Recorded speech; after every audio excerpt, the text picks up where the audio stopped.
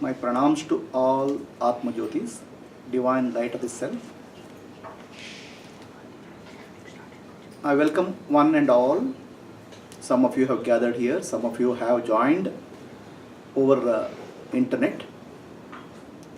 I welcome all of you to this today's beautiful evening satsang with Sri Andrew Cohen. We have the privilege of having Sri Andrew Cohen with us.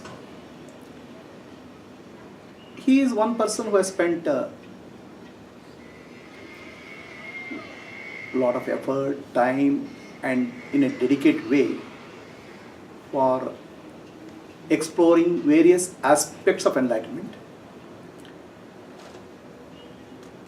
He has met,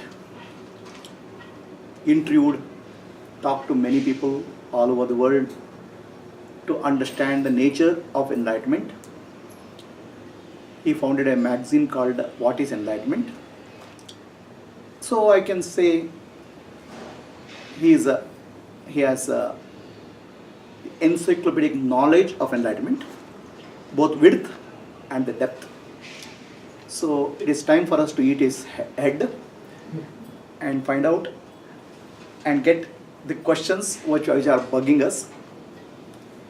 Try to understand the subject of enlightenment. Let us not get into too much diversified because there are so many varieties of mechanisms, methods, systems. But whatever we want to, whatever subject we are taking up, let us get into depth. The idea is to go deeper rather than wider. You may get easily defocused by many aspects, but let's try to focus and drill deeper into the subject of enlightenment. Is that okay, sir? That's wonderful. Okay. So, the way I would like this session to be is I'll pass it. You don't have to. The Gayatri, you can use I'll use that one, white one. This one? My phone.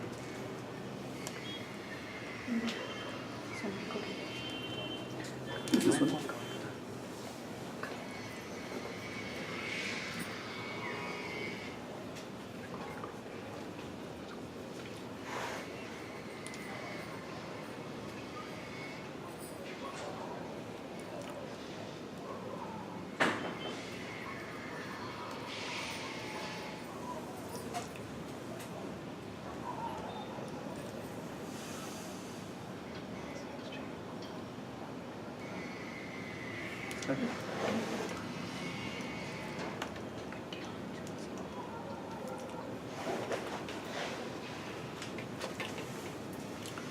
So, on behalf of Light of Self Foundation, Atma Jyoti Satsang, we welcome Sri Andrew Cohen for today's satsang.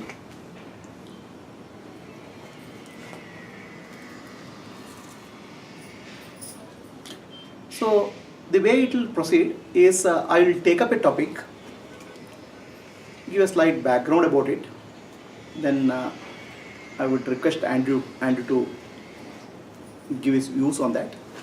Then any questions from the audience related to that topic we'll take up, drill deeper into our understanding. Is that okay for all of you? Is that okay? Very good. Okay. So, let us take up the first topic, enlightenment. Enlightenment means light. Light on what? Ignorance is the darkness. Ignorance about my own nature, self, and ignorance about the world. This together is what we call as darkness. Getting light of wisdom for the self, about the self and about the nature of the world is what I understand by the word enlightenment. And why do we need that is we go through struggle in life, strife in life. All of us are struggling. There's a stress in life. The stress comes out of the duality, seeing the difference. The experience of duality causes stress in us. The search for enlightenment from ages is to find out how we can overcome this stress in life. Can we be free from stress and strife in life and have a meaningful life on this earth? So that requires, our sages found out that the duality is the cause, duality is the problem. And fortunately, the duality is not a reality, duality is an illusion of religion. So if you are able to understand, overcome the duality in our life, the life will experience a freedom,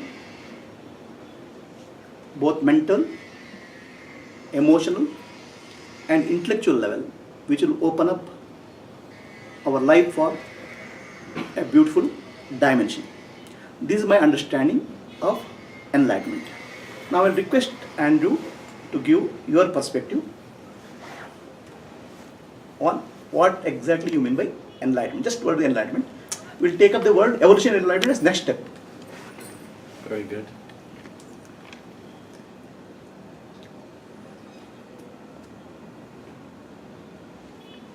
So my understanding of enlightenment is that it's the journey from mortality to immortality, from ignorance, as you were describing, to knowledge.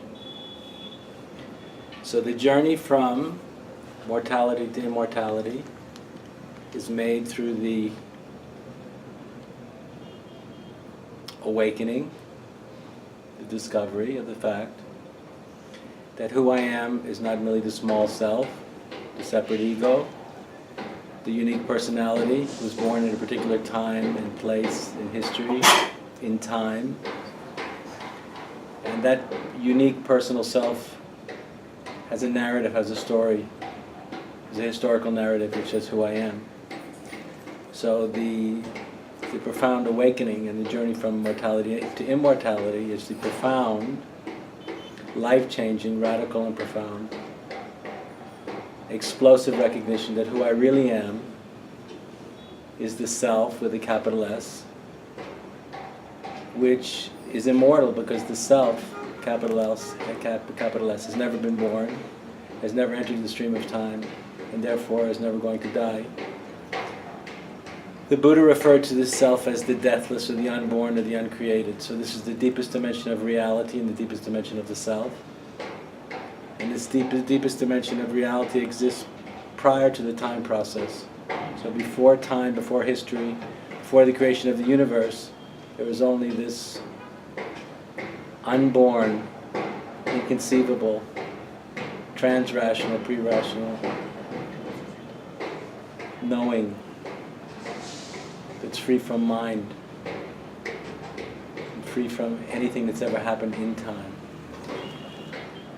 And when the self that sees itself and recognizes itself and believes itself to be a prisoner of time, recognizes that in fact it was never a prisoner of time because it was never born and never entered the stream of time, the experience for the small self is like being liberated. It's like coming out of a small prison. And it's the recognition of unimaginable freedom, unimaginable joy, unimaginable happiness, unimaginable contentment. It's the freedom from anything that's ever happened in time. And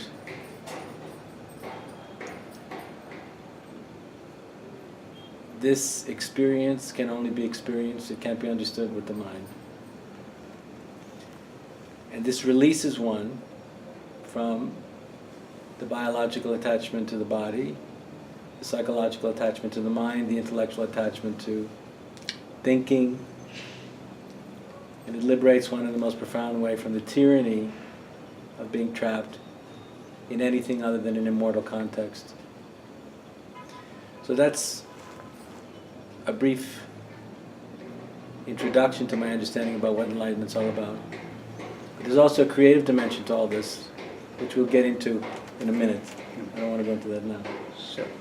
So thank you. Yeah. So you spoke about enlightenment as a freedom from a personal self, a personal identity which is imprisoned in time, to go beyond, recognize its own true nature as self, which is capital S, which is beyond time, beyond space, which has never entered into stream of creation. Exactly. So that's a freedom.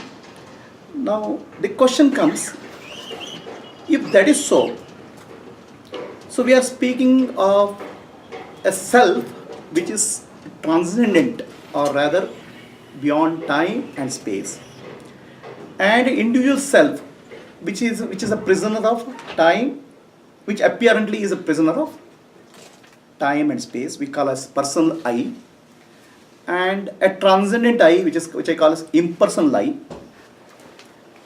Okay, so the personal I, recognizing the impersonal nature which is beyond time and space, and experiencing freedom, is called enlightenment. That's what, to summarize what I understood. So now this recognition can happen through the mind, by the mind, using the instrument of mind, but for the self. Okay, this, who recognizes this is not the mind, but recognition happens for the self, which is actually born, or which is in time domain, which thinks it's in time domain. The self uses the instrument of mind to recognize this. So the recognition requires mind, and once the recognition happens, from mind you transcend the mind, and that state of mind is called no mind. This is my understanding. So I would like to understand, what do you say about mind to no mind? And first, is this understanding correct, that understanding, recognition happens through the mind, but for the self? Absolutely. Right? So ultimately, the knowledge and ignorance has to be attained through the instrument of mind, but not for the mind. It's for the self. Okay? So with this knowledge, the self recognizes itself as the impersonal I. So once that recognition happens, that is called enlightenment or freedom. So then the mind, which becomes mind, then there is a terminology called no mind. What exactly you understand by no mind? It's very difficult to describe with language. Okay. It's the essence of who we always are. Okay. Before the universe was created, before time began. Mm-hmm. It's the deepest dimension of the self. It's the deepest dimension of reality itself. Mm. And it's a knowing that's empty of cognition. Okay. So objectless. Absolutely objects. Objectless. Objectless. Cognition. Yes. Okay. So the no mind, so there is a all knowing involves a subject-object relationship.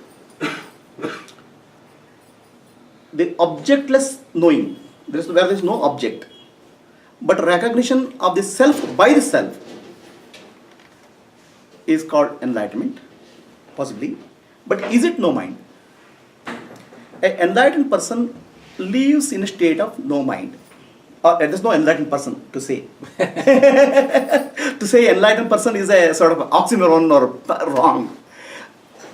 A person who is enlightened, he is no more a person, but his state of mind is called no mind state.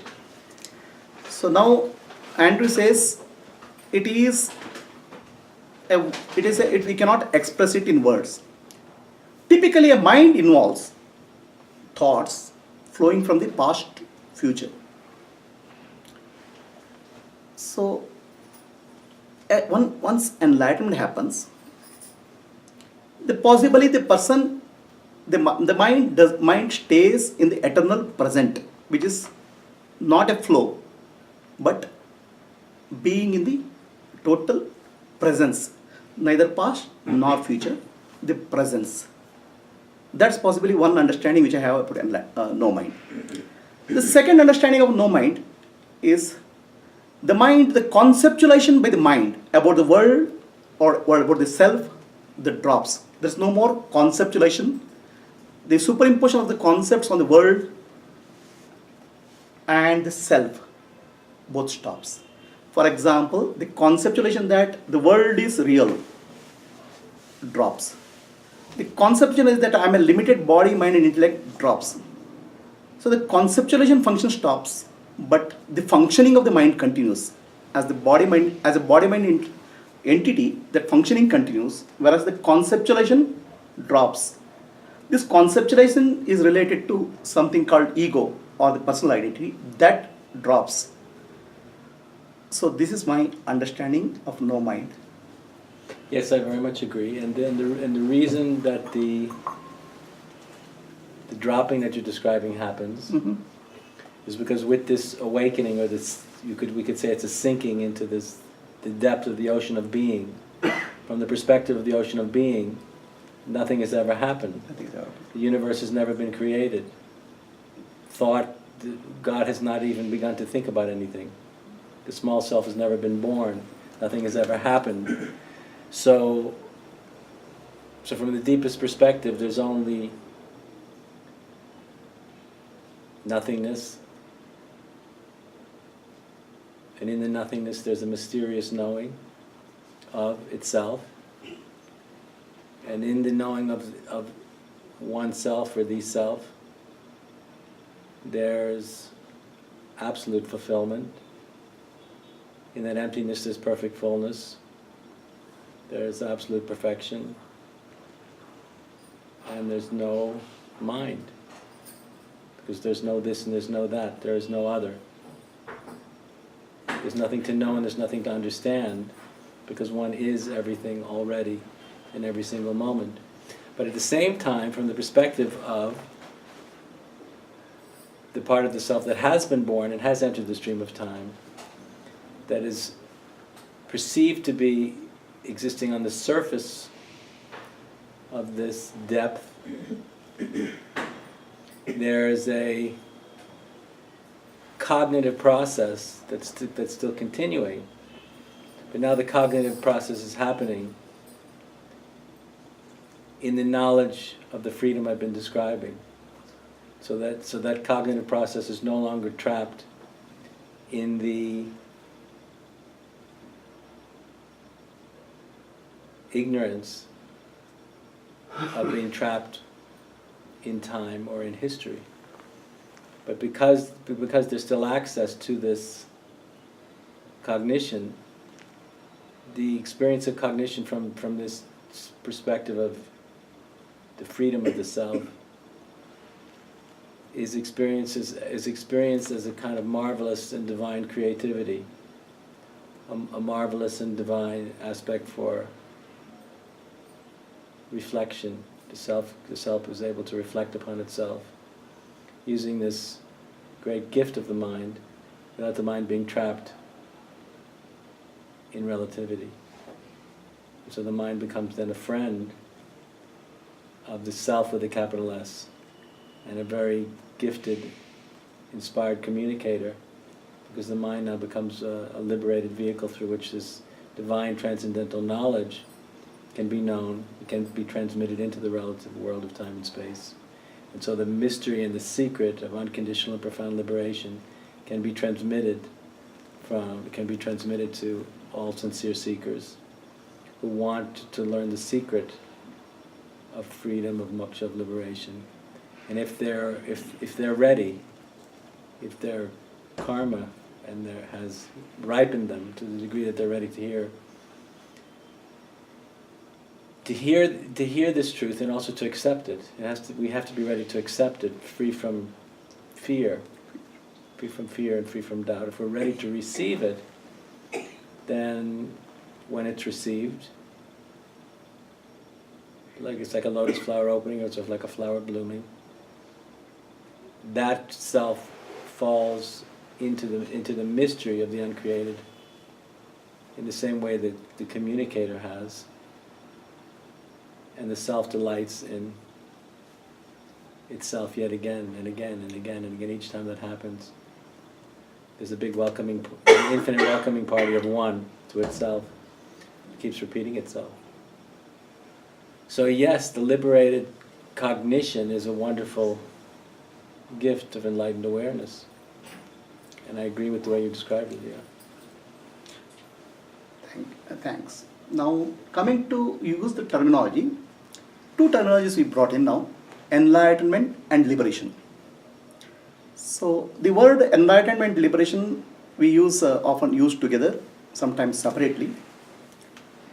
So, enlightenment is recognition of the self nature and nature of the world, and recognizing that I am that infinite self, I am that consciousness, unborn, undying, birthless, deathless, infinite consciousness. That recognition.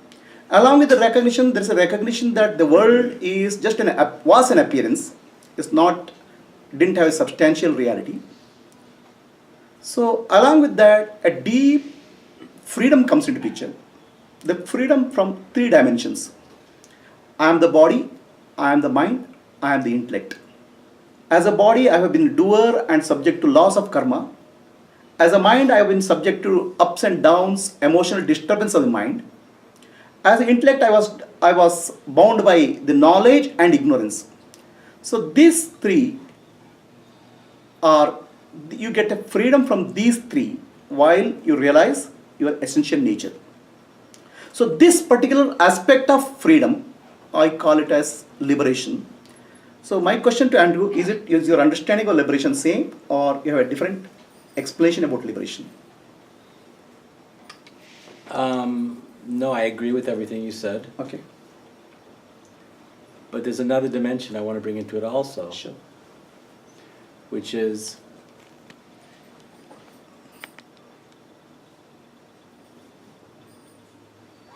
when the universe was created, the world of time, when I say the universe, I mean the world of time and space, the entire creative process, all of evolution. This creative process, time and space, matter, energy, life, and mind, emerge from primordial, timeless, empty nothingness or being. So because this time process, because this creative process emerged from timeless, formless, empty being,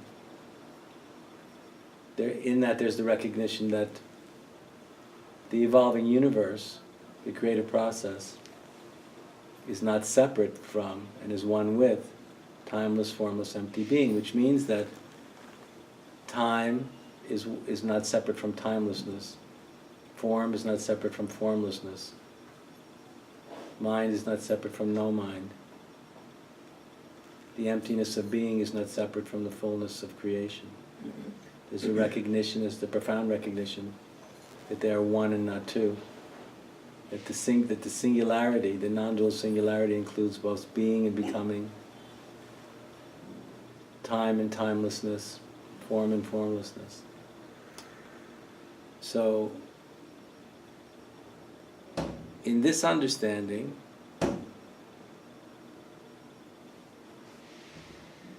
there's the recognition of the fact that the creative process itself, that emerged from timeless, formless nothingness, is a very dynamic and profound expression of the very freedom of timelessness and nothingness. That the world itself, that the universe itself, the entire creative process, is a living, manifest expression, dynamic expression, of the freedom of being as infinite creativity. And in this recognition, which is looking at enlightenment from a slightly different angle,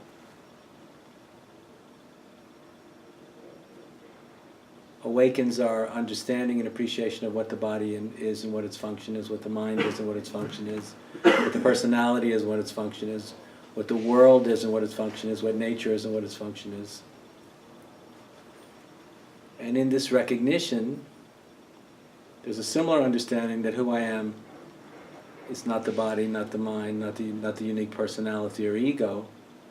There's a recognition that the body, mind, personality, and ego, in the evolutionary context, are vehicles, are empty vehicles through which this divine and creative energy and intelligence gave rise to the creative process. And there's a recognition that through this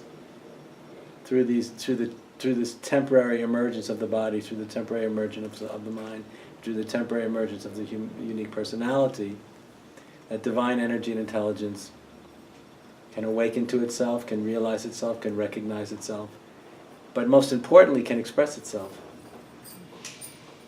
So in this context, the body, mind, personality, and the entire world and the entire creative process are manifest living expressions of divinity in form. That the matter and the energy and the life and the mind that emerge from primordial nothingness is nothingness itself in action, in and as the entire creative process. And so when there's an awakening to this process as spirit incarnate, there's the recognition that the entire universe and all the creativity that gives rise to the universe, that empowers the universe, and that indeed makes it possible for us to awaken to the singularity that gave rise to it, is divinity itself. And in this there's a profound recognition of the ultimate non-difference between nothing and something, between being and becoming, between timelessness and time, between inconceivable creativity and absolute nothingness itself. So in this we also experience a kind of release, because in this there's a release from the resistance of incarnation. It's what Sri Aurobindo called the refusal of the ascetic. And in that there's not only an acceptance of the world and the universe and time and space and the body and the mind and the personality, but in the recognition that all of it is God or divinity in and as form,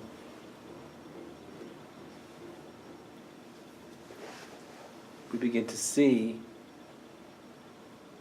the play of consciousness and the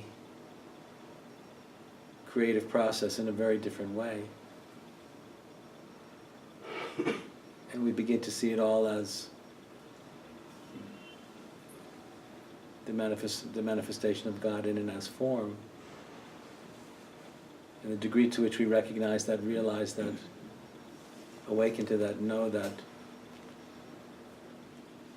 the expression of our own being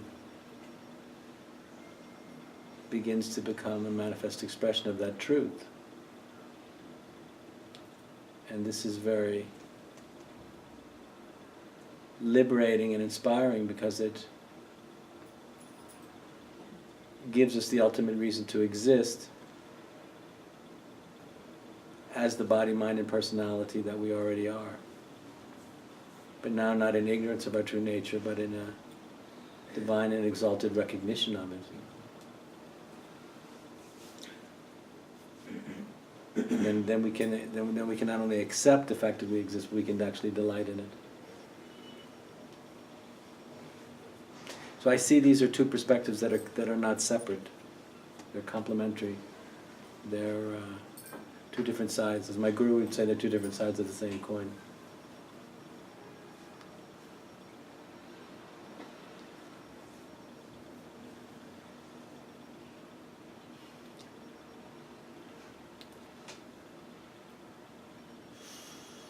Yeah, beautiful. So what you